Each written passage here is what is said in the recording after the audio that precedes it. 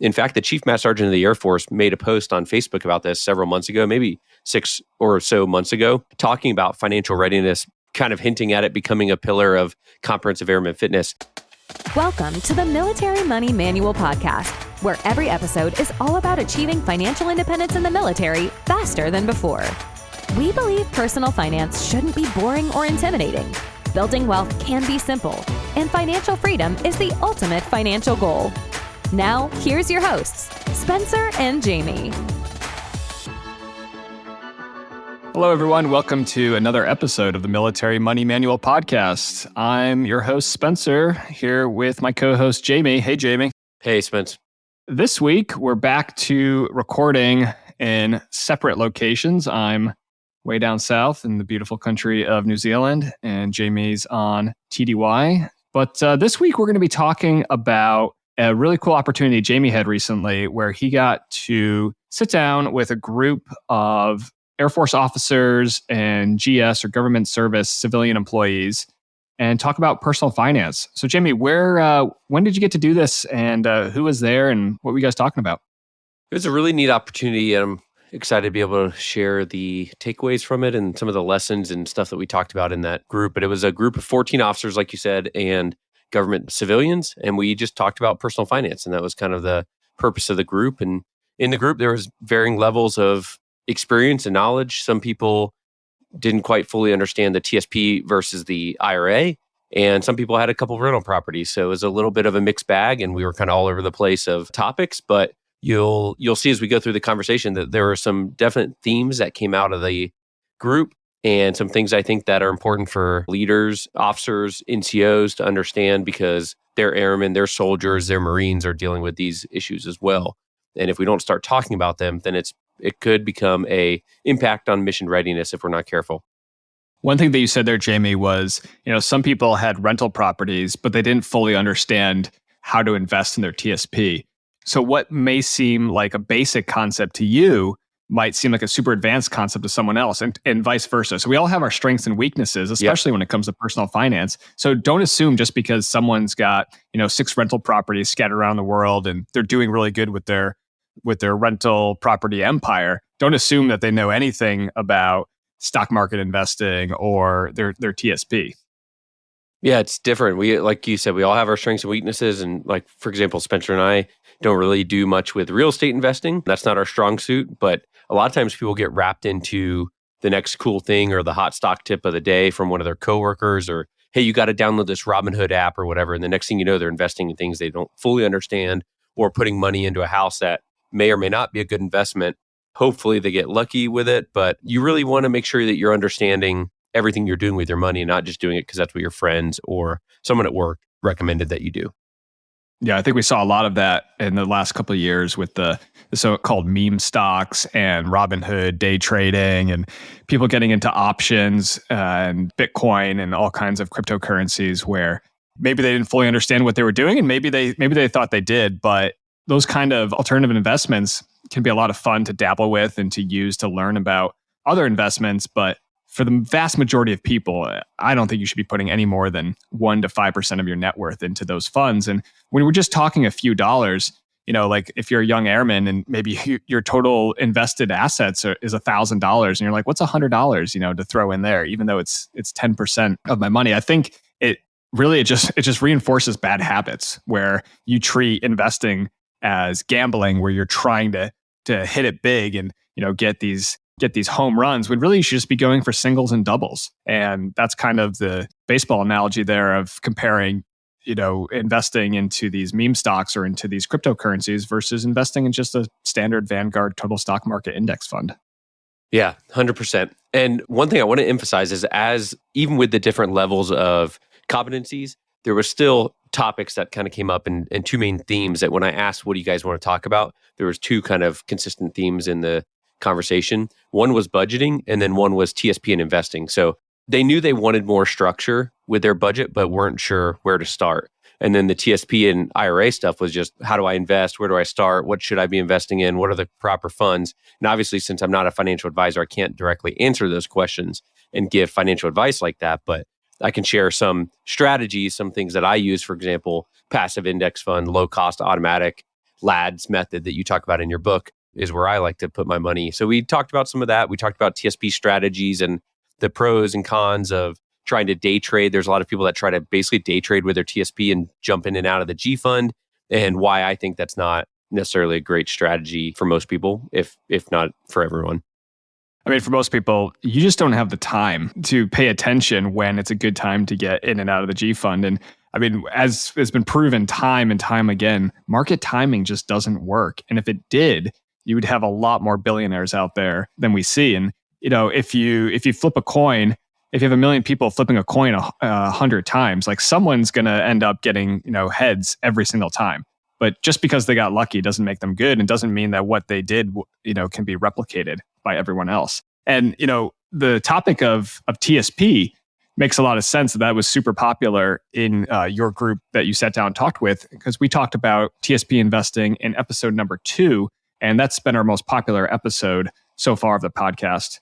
So Jamie, what were some of the other themes that you took away after talking with that group that you sat down with? The first one was almost unanimous that everyone agreed we need more people to talk about this and more openness about personal finance. It doesn't need to be a taboo topic like spirituality or politics or anything like that at work. And all of our paychecks are public information. You are sitting next to an E4, and the E4 knows what the E9 makes, and the E9 knows what the O3 makes. And whether it's right or wrong, that's the setup that an O2 makes more than an E2. And that just is how the military operates. So everyone knows what everyone's getting paid. So maybe we don't need to be quite as close hold with that information, and we can talk about how we're doing. And if you don't want to use dollar amounts, that's fine. Talk about percentages and say, I was able to put 10% into my TSP this year, or I was able to make a 25% savings rate. But the conversation really needs to be focused around helping coworkers and your friends and your subordinates understanding how important financial independence can be to them having options, because one day everyone will leave the military, whether it's at 4 years or 24 or 40 years, they're going to have another career or retirement on the other end of their service. And so we have to get them ready for that. So helping coworkers and friends understand that they have options and that money is a tool to help them achieve their personal goals was something that unanimously decided was a important theme from our conversation. Yeah, I think another thing that you mentioned to me was that they're almost afraid to seek more information because they don't know who to trust, and they don't know what sources are going to be valuable. And like the government and the Department of Defense have actually put out a lot of good personal finance and just basic budgeting and investing information out there. But a lot of it is, again, because they don't want to get in trouble by steering anybody in the wrong way. It's very vague and very generic. And a lot of people will feel like it doesn't apply to their situation. But in 80 or 90% of the cases, it does. Like, you have to be putting money into your TSP. You need to know where your money's going, and you need to try to avoid high interest rate debt. I mean, it's pretty basic for just about everybody. Exactly, Spencer. You mentioned that a lot of information is out there, and there are a lot of resources. But sometimes it's hard to know which one is the best for your scenario. Whether I follow this blog that talks about day trading in and out of the G fund, or do I talk about leveraging debt, good debt versus bad debt? Is that even a thing? So there's a lot of websites, there's a lot of blogs, there's a lot of books out there, and knowing which one is a good resource that has your best interest in mind and isn't trying to sell me something like whole life insurance as an investment. So everyone agreed that there needed to be more training and discussion, and that helps us narrow down the resources that are out there. The other theme was that the TSP versus IRA discussion that we kind of mentioned already is just that we need more awareness out there that the TSP and the IRA are separate entities with separate limits, with separate contribution limits, and separate rules, pros and cons of each one, pros and cons of Roth versus traditional, and just informing people so they can make a better informed choice on things like their investment strategy and their retirement accounts. Yeah, I mean, that's probably one of the most common questions I get or I see online as well. Does the Roth IRA limit apply to the Roth TSP? I mean, the fact that they branded both of them with the same nomenclature, I mean, that has probably confused millions of people. There's a simple way to rebrand it and stop confusing all these people. But so many military service members out there hear about, a $6,000 Roth IRA limit, and they think, oh, that applies to the Roth TSP as well. And then at that point, it's just too confusing. They throw their hands up, but they don't do anything. if I could get anybody on the podcast who is going through that scenario where they want to start investing, but as soon as they dip their toe in the water, they realize like, oh man, there's like all these terms I got to learn, but not really. I mean, there's only it's pretty basic, and if you can overcome that initial reluctance or that initial fear of the unknown, then it becomes much easier to start investing. It can feel really intimidating, and we've all been there. We all started, no matter how advanced of an investor you are now or how much wealth you've accumulated, you started as a beginner at one point. And I remember the first time I opened a Vanguard account, not knowing what it was going to do, and the website's kind of old-fashioned looking. Like I didn't really know where to click and what to do, but you can call for help. Like in your book, you lay out 9 steps that are pretty straightforward and easy to follow. So I think that's a great place for someone to start. But you don't have to know everything to start. And that's what I would encourage our listeners to do, is to do something and start. And then from there, you can build your knowledge and grow. And maybe it's as simple as starting $50 a month deposit into a Vanguard or Fidelity or Schwab type bank, Roth IRA, and then maybe start 5% in your TSP. You set that up in MyPay or whatever system your service has, and just start contributing. And then as you learn more, so what if it goes into the G fund for 4 months while you work it out? It's more important to start, although that's not the default anymore, so that's probably not the issue. But just start something, and you can learn as you go and maximize your investments. But don't let the fear of the unknown keep you from doing anything. Did financial independence come up at all when you were having your discussion? Absolutely. That's obviously one of my main things I like to talk about when I'm talking to people about options to you and your family in alignment with your goals, and using your money as a tool, like I mentioned before. The feedback that I kind of got from this group in particular was that they felt that financial independence wasn't really something that was achievable or practical for them, whether they grew up in maybe the lower middle class or a low income family. That's something that other people do that's not possible as a service member. Even though a lot of this audience was officers who make pretty good money in comparison to the average American, there was still that kind of assumption and that feeling that it wasn't achievable for them, which is completely false. And it can be achievable for anyone at any income level, depending on how much you spend and how much you save. And those are really the variables that you can control. So if you're one of those out there that feels like financial independence sounds cool, but isn't really for you because it's too much, you don't make enough, or you have 4 kids, or whatever the scenario is that makes it feel like it's not for you, I challenge you to reevaluate that assumption and to do some objective looking at the numbers and figure out if it can be achievable for you. When I broke down the math of 25 times your annual expenses to 33 times your annual expenses to get your financial independence number that we talked about before in financial independence episodes, and showed them that for some of the people in the room, their FI number could be as low as 1.2 million. It kind of made it seem a little more achievable. But I would say 15, 20 years ago, if someone would have told me that I could save $1 million, it would sound far-fetched. Like I wouldn't believe it. But just by starting and doing one thing at a time, it can be achievable for military families as well. When you were having the discussion, Jamie, did anything, significant life events come up about job losses or divorce or, any kind of setbacks that people are having on the road to, or just the journey through life? Absolutely. This one is tough, but the 4th theme, or is that 5th? I forget, maybe 5th. The last theme that I want to highlight from this group is that people are hurting, and there's stuff going on for your friends, your coworkers, or you, maybe a listener, are going through something like a divorce or the spouse losing their job. We had seen some things with people I've talked to recently where they bought a house, and then the next week, the non-military spouse loses their job. And so now they're all of a sudden a one-income family, and they just bought this house expecting 2 incomes. Also, people buying a house, and then a couple weeks later, they get PCS orders that they were not expecting and were told they were going to be there 3 more years. They bought a house, and then boom, you get orders and it's time to move. So those scenarios came up for sure in this group. And I think it's just another reason to emphasize that, especially supervisors, but all people, all service members and their families need to be able to talk to their friends about it so they can help them be better prepared, because people are hurting. And money is not the only problem out there, but it affects or is affected by almost every problem out there. Yeah, definitely. So one thing that we talk about in the Air Force is comprehensive airman fitness. And the traditional model is physical, mental, social, and spiritual. So it's like the 4 legs of a table. What do you think about adding financial to that model? This was kind of the thesis of my talk, if you will, that financial readiness of an individual member or that member's family can impact military readiness. Could even become a national security issue if it gets too extreme. I don't want to make it seem crazy, but just like if someone is distracted by a tough time with their spouse, or they're going through a separation, or having mental struggles where they need to seek counseling, that can impact military readiness as well.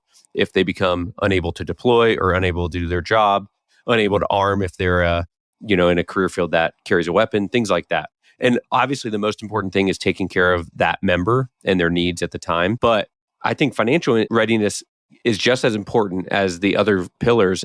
In fact, the Chief Master Sergeant of the Air Force made a post on Facebook about this several months ago, maybe 6 or so months ago, talking about financial readiness, kind of hinting at it becoming a pillar of comprehensive airman fitness. And whatever your branch does as far as whole person concept for your whole holistic health, I guess is another way of thinking of it, that maybe consider talking about financial readiness as part of your unit's down days or resiliency days or wingman days or whatever you call it. Like I mentioned before, if someone is called to do their job, whether it's deploy or go TDY or man a guard shack or man a ECP or whatever it is, and they're distracted because they're in debt or they're worried about the loan shark or they're worried about the payday loan coming due in a couple weeks, then they're not going to be able to do their job to the full extent of their ability. And in fact, one of the most alarming things that I learned from this group, from another friend named Joe, is in the Air Force that the number 4 reason for suicide attempts is financial stress. And so that alone should be a reason to highlight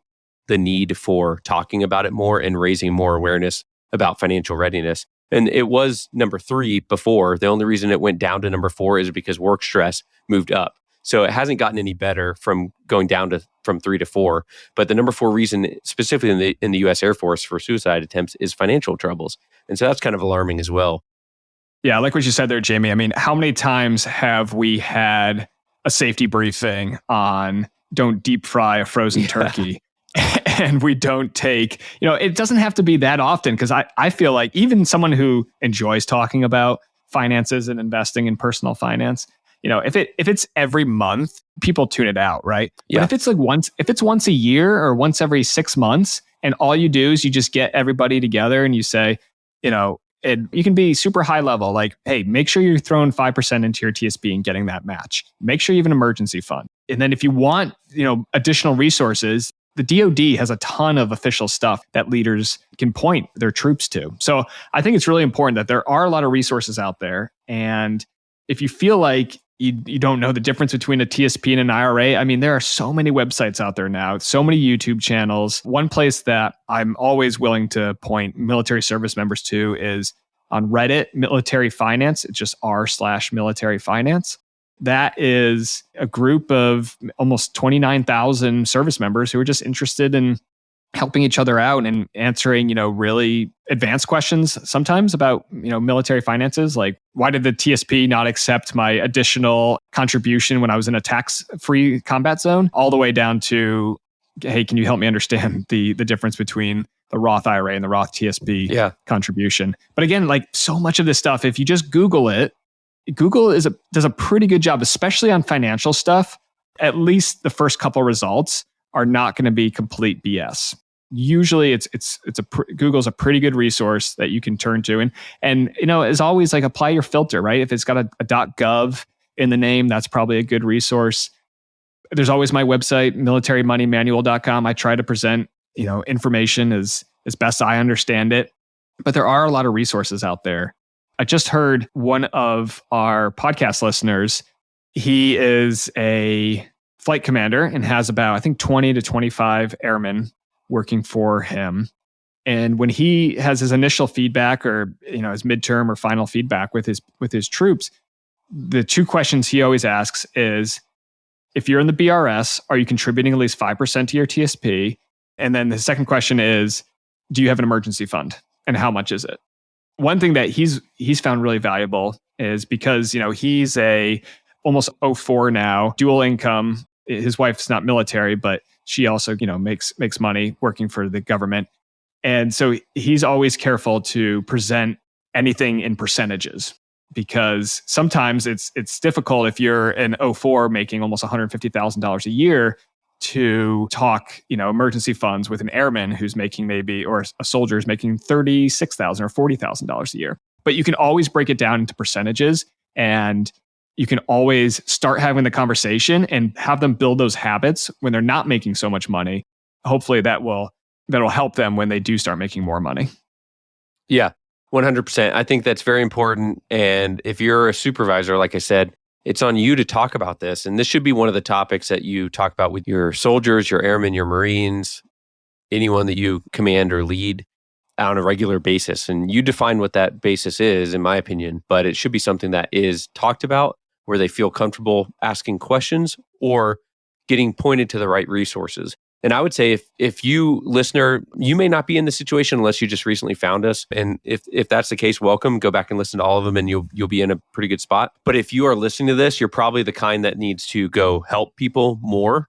And you might already be doing it, and we thank you for that. But it could be showing them resources like this podcast, showing them the Military Money Manual book. Spencer mentioned his website as well. But the book, it's like a 2-day read at the most.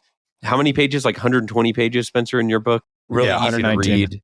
It just breaks it down at the beginner level, but it's not so basic that someone who's more advanced would be bored by it either. So that's really nice. And then the last one that I would point people to is two more. Military One Source is a good resource for a lot of things. And the other one would be the Military Family Support Center, or whatever it's called for your installation, the Family Support Center type feel. They almost always will have a financial counselor, a budget expert, maybe a certified financial planner, depending on their experience.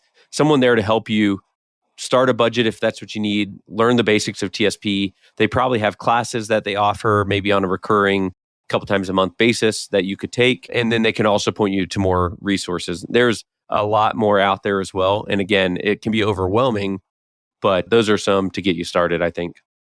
Yeah, great suggestions there, Jamie. Well, my dog is going nuts in the background, so I think it's a good time to wrap it up.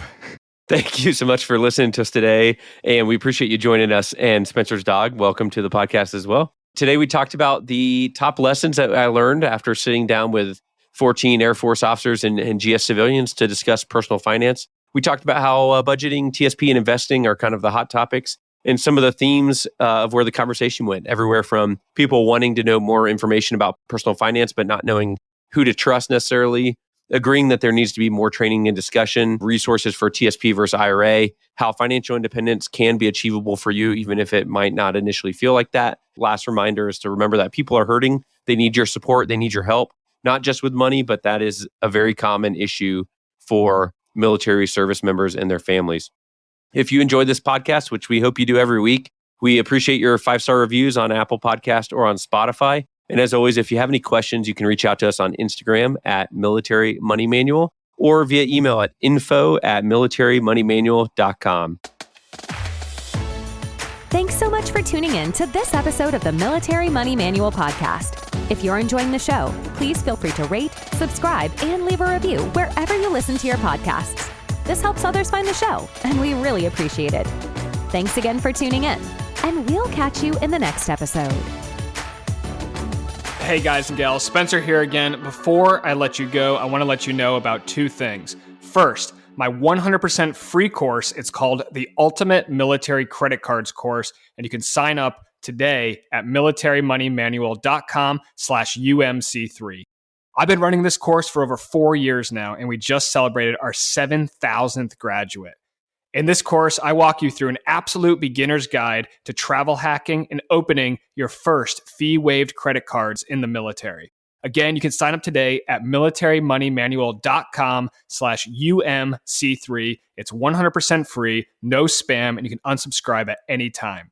Second, my book, The Military Money Manual, A Practical Guide to Financial Freedom, is available on my website and Amazon today. Head over to shop.militarymoneymanual.com, or if you want the Amazon version, search Military Money Manual. This is the book I wish someone had handed me on my first day in the military.